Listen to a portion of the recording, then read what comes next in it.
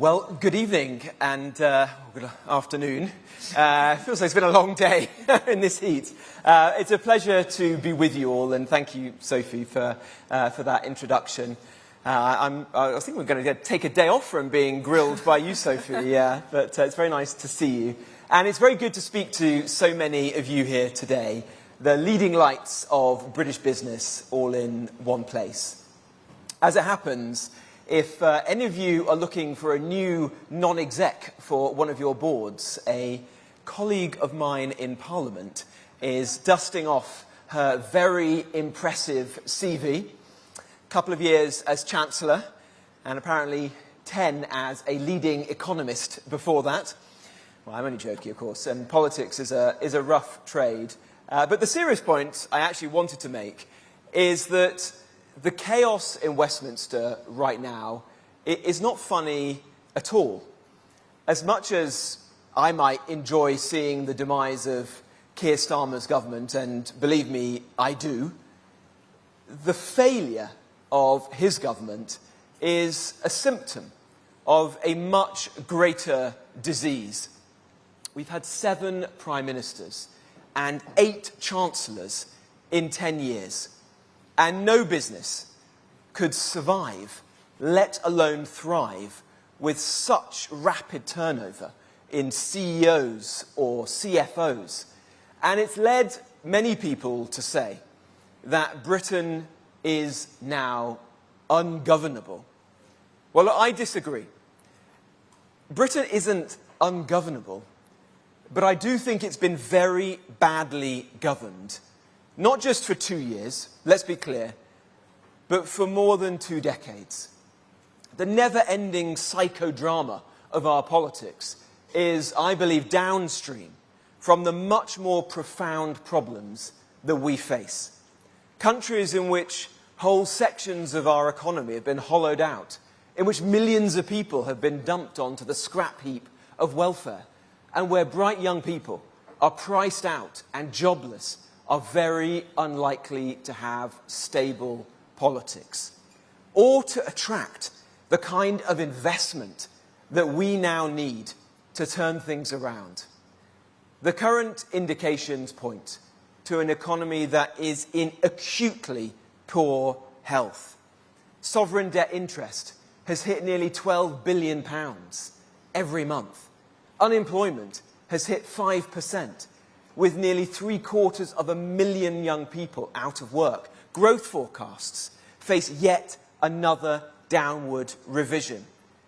The condition of our economy is chronic.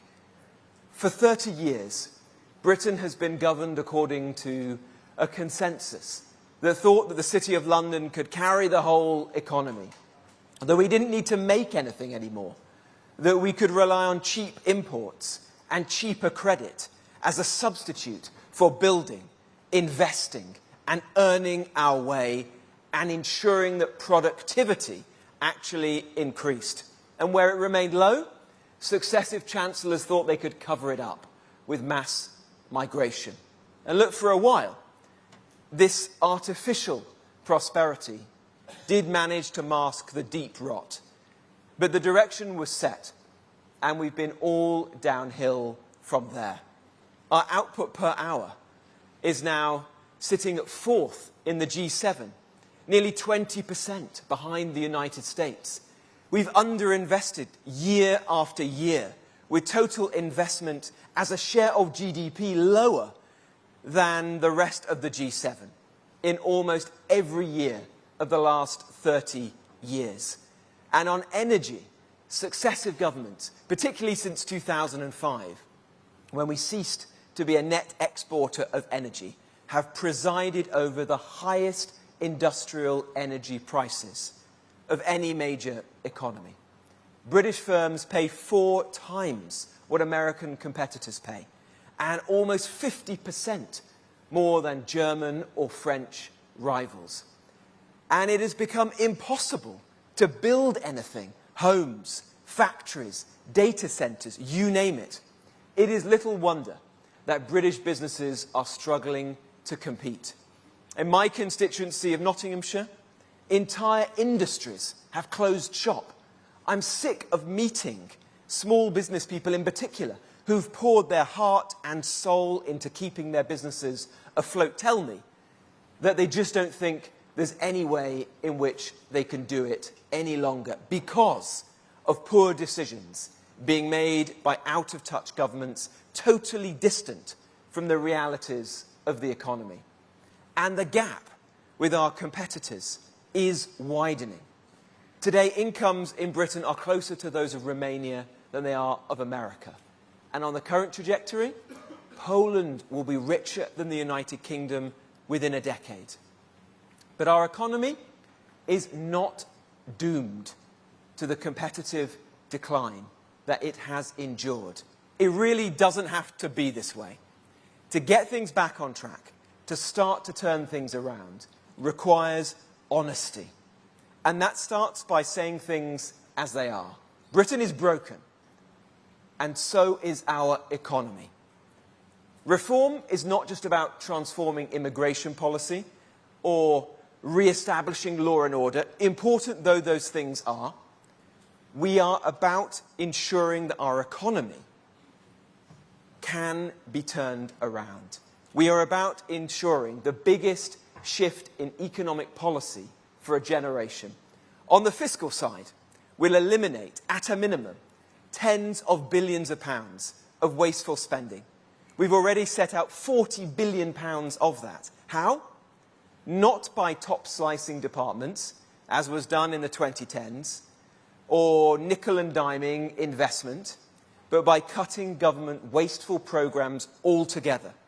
So we've set out £20 billion in welfare cuts, by ensuring that fairness is restored to the disability benefit system and barring foreign nationals from claiming it. Handouts and subsidies for the Department for Net Zero and Energy will be eliminated. Foreign aid will be all but abolished. The civil service will be returned to the size that it was just a few years back.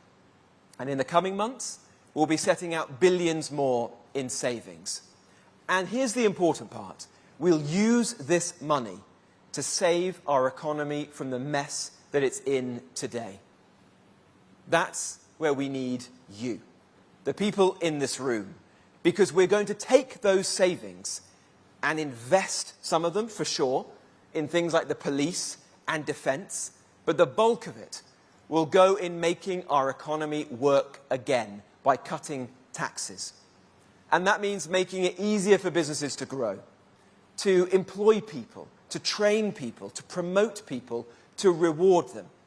So we're going to cut employers' national insurance contributions for British workers. We're the first political party to say we will undo the damage that's been done by Rachel Reeves, to help you to employ British workers over migrant workers. And if they work hard, taking on extra shifts, we're going to cut tax to ensure that there is no tax at all, not a single penny, on overtime. Because Reform is the only party that will put British workers first. And then for those setting up businesses, we're going to raise the VAT threshold to £150,000 so that government, with all its form filling and its bureaucracy, its taxes, stays out of their way. And for pubs and restaurants who have been battered by this government, we're going to not only halve their rate of VAT, but we'll slash both the duty on beer and the rates that they are paying on their premises within hospitality. And with those savings, we'll allow these businesses to create the good jobs that are desperately needed. Good jobs and businesses underpinned by cheap and abundant energy with a fundamentally different energy policy to that pursued in recent decades. Reform understands, unlike the present government, that an economy can never prosper without competitive energy prices. And it's not just a question of tax and spend. Reform knows that to get our economy going again, we have to liberate businesses from the reams of red tape that have been suffocating entrepreneurs for far too long, so that building, manufacturing, fueling, hiring is affordable once again. Britain is broken, but I believe in my heart of hearts that it doesn't have to stay this way. We can have good jobs again. We can help people to feel rich again. Businesses can succeed again. And success doesn't need to be a dirty word ever again. We only need to choose reform. Thank you very much indeed.